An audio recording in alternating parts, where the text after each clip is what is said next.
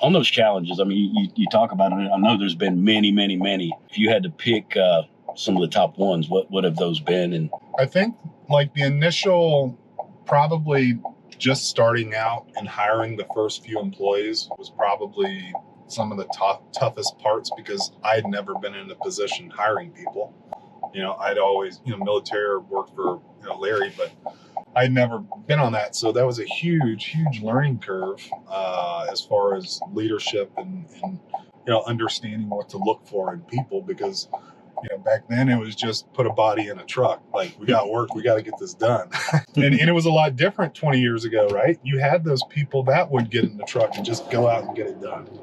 That's changed a lot, huh? It's changed a lot, but, it's changed positive, some negative, but, I think that, employees is probably one of the biggest struggles that any company has, especially in our industry, because we're not like electricians and HVAC and those type of service industries that, everybody has that. Everybody with a home has electrical, has plumbing, has HVAC. Pools are a bit different. So, people don't grow up saying, hey, I'm going to be a pool guy.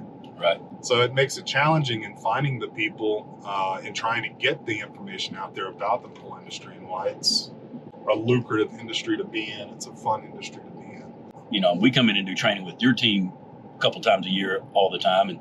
But I know from that other aspect, you're involved, I believe, in PHTA. Yeah, so Georgia, I sit on the Georgia chapter on the board, pretty involved, and always tried to be involved in the local chapter.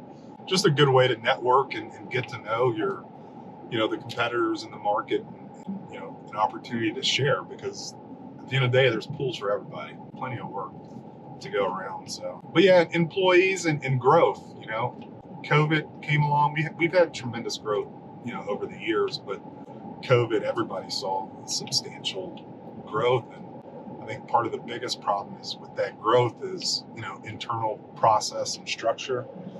And we obviously weren't set up 100% for that. So we took that growth and ran with it. Over the past couple of years after that growth, we realized, hey, we got to work on this and this and this, because there's no way to continue doing business at that volume and not be efficient.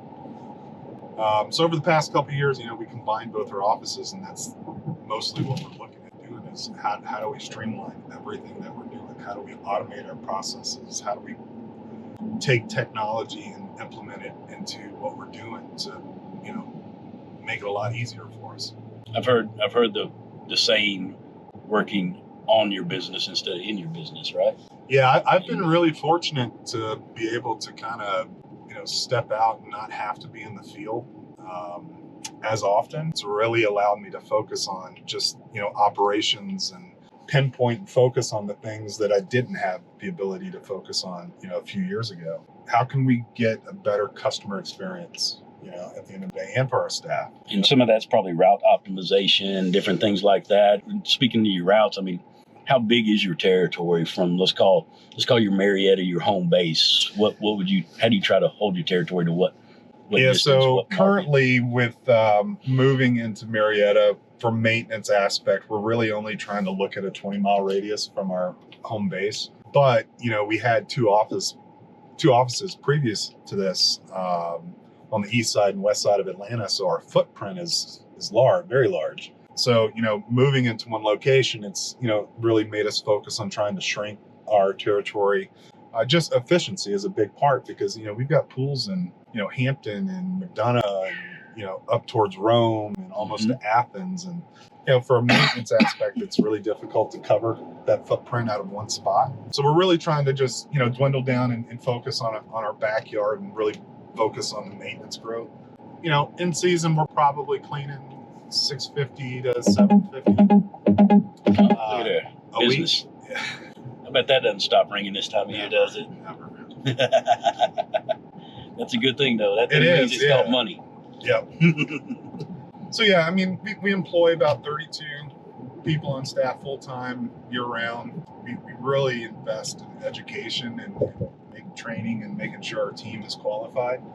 So when we do slow down in the wintertime, that's when you guys come in and all the manufacturers really focus on getting us to that next level. So when springtime hits again, we can hit the ground running. So us other manufacturers, does that play into your decisions on the manufacturers you surround yourself with and support with is? Yeah, I mean, the biggest thing is relationships, right?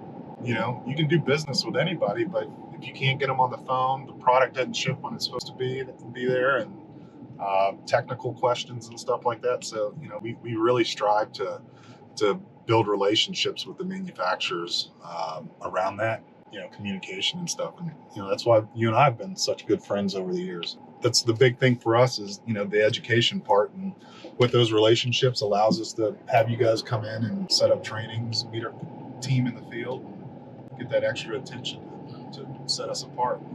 I know personally, I really enjoy that part of my job, if you want to call it that. And I think maybe from an aspect of, I didn't have that support early in my career. Maybe, you know, the industry's changed a lot, more education, more. I think speaking back to where you said the lack of barriers of entry can be, you know, we don't have the training like in HVAC and stuff. And I think it's important that we keep moving that direction and keep the education going. And so I'm glad to hear we can be about a part of that part of your business, Tim. So thank you. Yeah, without knowledge, you can't do anything. Right. So, I mean, we try to empower everybody around us to be the best that they can be, and, you know, provide the opportunities for them to excel.